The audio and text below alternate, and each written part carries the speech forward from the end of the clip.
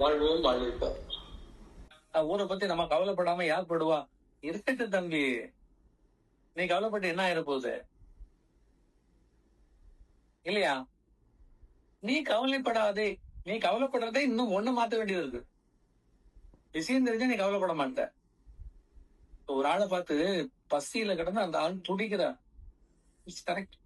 Humanity உள்ளவன் தாங்க முடியாது. இந்த வயசான தாத்தா கண்ணுல தண்ணி வடியுது, பசிக்குதுப்பா, ஏதாவது கொடுங்கப்பா, எனக்கு ஒரு இட்லி போதீங்கப்பா, சாப்பிட்டு 3 நாள் ஆச்சு.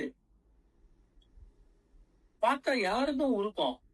ஏன்னா பசியினுடைய கொடுமை நம்ம சில்வர் ஸ்பூன்லயோ கோல்டு ஸ்பூன்ல இருந்தா கூட பசிங்கிறது நமக்கு தெரியும். பசிக்காம சொத்து தின்னுக்கிட்டே இருந்தாலும் கூட பசியினுடைய நிலையை கொஞ்சம் ஃபீல் பண்ணுவோம். பசிச்சுதான் பண்ணணும்னு இல்ல, அப்பப்போ உணவு போடணும், பெட்ரோல் அடிக்கணும், இல்லைன்னா வண்டி நின்று போங்கிற ஒரு ஞானம் இருக்குமா இருக்காதா? அப்ப அந்த வயதான தாத்தா அழுற பார்க்கும்போது நமக்கு கொஞ்சம் ஒரு ஃபீல் வரும். பட் ஞானத்துல அந்த ஃபீல் கூடாதுங்கிறோம். நீ ஃபீல் வந்தாலே நீ நோயில இருக்கேன்னு அர்த்தம். யுவர் அன்னோன் சிட்டிசன் ஆயிட்ட,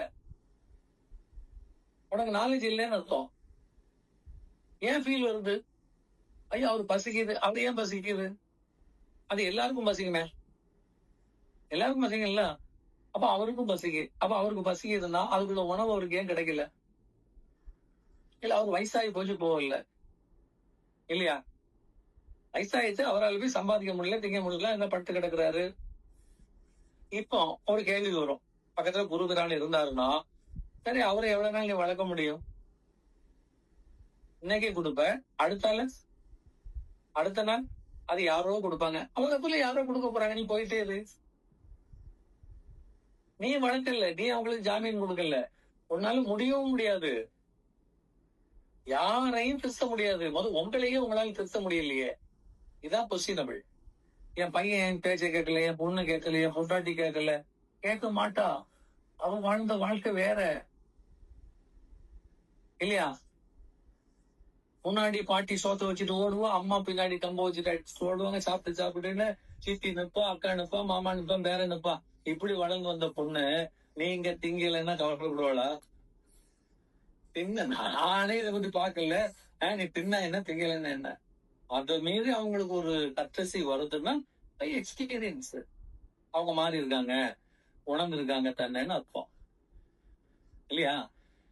நிறைய ஃபேமிலியில இந்த சிக்கல் வரும். கொஞ்சம் வசதியான வீட்டு பொண்ணு, கொஞ்சம் படிச்சுட்டான திமிர் இருந்த பொண்ணு எல்லாம் ஒரு ஆட்டம்.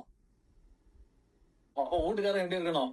நிறைய பேர் என்ன ஐடியா வச்சிருக்காங்க, நான் ஒரு வேலை செய்யக்கூடாது, வழக்கம் என்ன பண்ணணும், எனக்கு காஃபி போட்டு தரணும், வீட்டை பெருக்கணும், பெஞ்ச துடைக்கணும், என்ன சாப்பாடு வேணும்னு ஹோட்டல்ல போய் வாங்கிட்டு வந்து இலைய போட்டு எனக்கு பரிமாறணும்.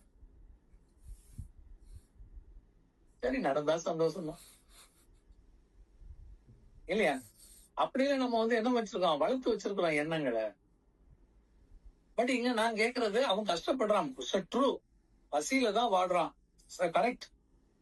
But what can you do? கையில இருந்தா நீ சாப்பாடு கொடுக்கலாம், இல்ல காசு இருந்தா ஓடி போய் வாங்கி கொடுக்கலாம். But are you correct? நீ சரியில்லை என்று அர்த்தம். இன்னும் உனக்கு ஞானம் வரவில்லை என்று அர்த்தம். அதனால்தான் நிறைய பேர் ஞானத்தை கண்டு பயந்து ஓட காரணம் இந்த மாதிரி உண்மை நிலைகளை தான். ஏப்ப மனிதாபிமானமே இல்ல, ஒருத்தன் பசிக்குதுங்கிறான், புண்ணாக்கு கல்லு மாதிரி இன்னும் பார்த்துக்கிட்டு இருக்கான். இவன் எல்லாம் ஞானமா, இவன் ஞானியாம் பாக்க. இதுக்கு நான் நாத்திகனாவே இருந்துட்டு போறேன்ப்பா, தப்பு இல்லப்பா. நாளைக்கு நான் பசியில கிடந்தாலும் இந்த மாதிரி பசங்க எல்லாம் ஒன்னும் உதவ மாட்டானே, அதனால நான் நாத்திகனாக இருந்துட்டு போறேன்றான். ஆத்திகத்தை வெறுத்த காரணம், ஆத்திகத்திலே ஞானத்தை வெறுத்த காரணம். ஏன்னா அது முழுக்க முழுக்க உண்மை, முழுக்க முழுக்க உண்மை. ஏன்னு சொன்னா, முதல்ல உங்களை பராமரிப்பது யார்? அந்த கொஸ்டினுக்கு ஆன்சர் வேணும்.